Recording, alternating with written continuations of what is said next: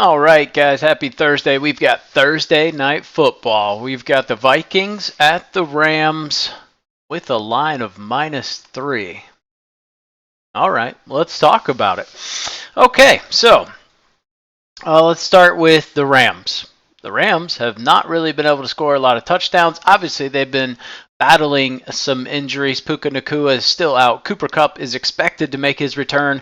A lot of trade rumors about Cooper Kupp getting traded. I would say it is happening. At this point, we just don't know where.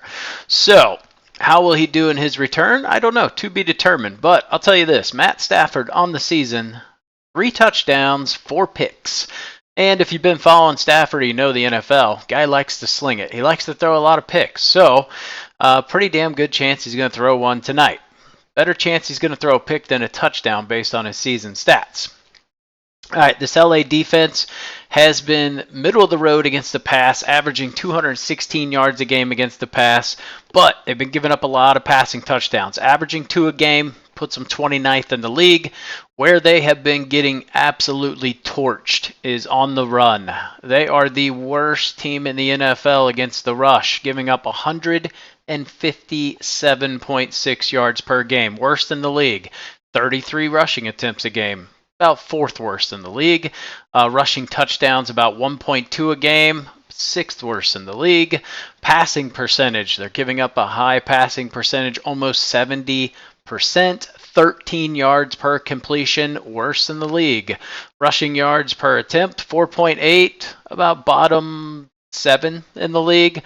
They're not doing a good job of getting to the quarterback. They have the second least amount of QB hits per game. They're only averaging about 3. Sacks, they are very bad in that. Picks, they're not doing well. It's just a bad Rams defense at the end of the day. We kind of look at what they've done this year. They got beat by the Lions. Fairly close game if you look on paper, but if you watch the game, it was more the Rams kind of started to make a comeback at the end.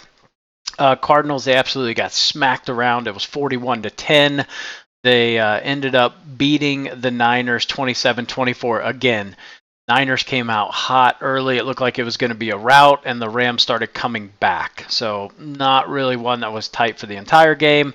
They got beat by the Bears. I mean, same thing, man. Early, they just keep getting smoked. So they lost to the Packers. Now, they did beat the Raiders. If you want to call that a great win, sure. Now, on the flip side, let's talk about Minnesota. Started the year off by routing Danny Dimes and those beautiful Giants. The gift that keeps on giving. 28-6. They went and beat the 49ers 23-17. Routed the Texans 34-7. Beat the Packers at Lambeau 31-29. Beat the Jets at home. Ended up losing to the Lions. That was a hell of a game. Again, they came out hot. Minnesota was up, I want to say 21-0 at one point. Something like that. And then the Lions just charged back. So, you got a very potent Minnesota offense going up against a very bad Rams defense. That said, Sean McVay, hell of a coach. He's finding a way to do the best with what he has. But offensively, Cooper Kupp is a weapon. Kyren Williams is a weapon. But we look at Minnesota, they have done a very good job of stopping the rush, only averaging 67.2 yards a game on the ground. Now, why is that?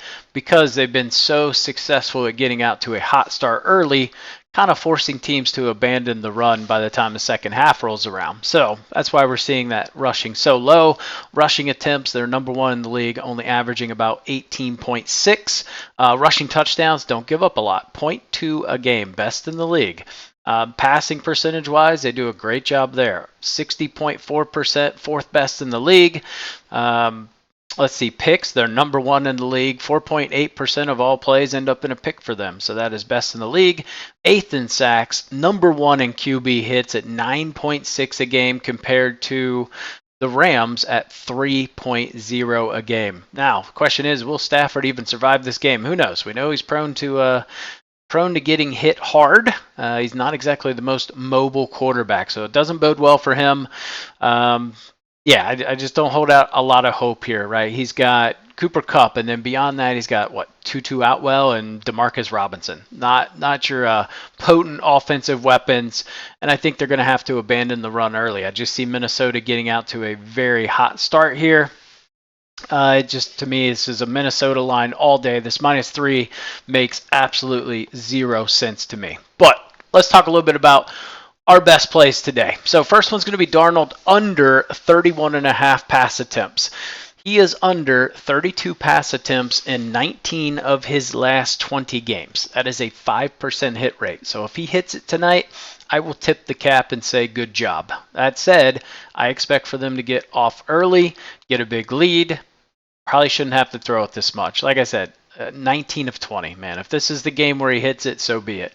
Kyron Williams under 77.5 rushing yards. Scary line because the dude can run. He's averaging 73 yards a game roughly, but we know he's a hell of a running back. It's a little bit scary to fade him here, but like I said, the game script in my mind, Minnesota gets out early. They have to abandon the run. Aaron Jones over 67.5 yards. We just talked about how the LA defense is literally dead last in rushing yards. So 67.5 to Aaron Jones, who is over this line in 4 of his last 6 games. In every game he's been over 93 plus yards. So the only 2 teams he missed this against was the 49ers and the Jets. 2 pretty damn good rushing defenses.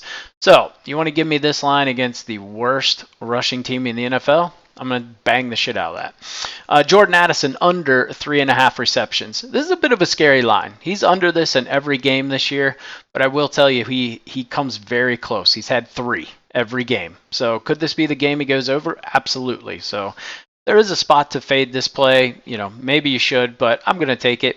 Aaron Jones, anytime touchdown. We just talked about how the Rams are literally 29th in the league in terms of rushing touchdowns allowed.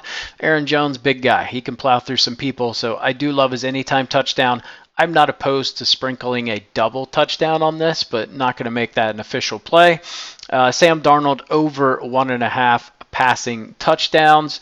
This is just good value. This was -125 on DK. Again, these lines are from late last night, but -125 on DK. It was -169 on Underdog, -153 on Sleeper, and -168 on another book. So just good value there.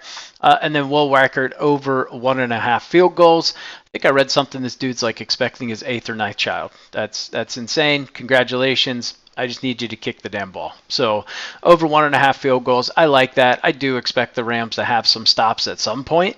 So I think he'll go over this line. Maybe you could look at his kicking points as well. I think it's 7.5.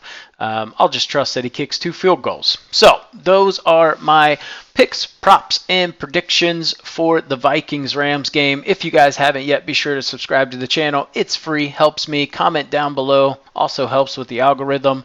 And give the video a thumbs up, and I'll see you in the next video.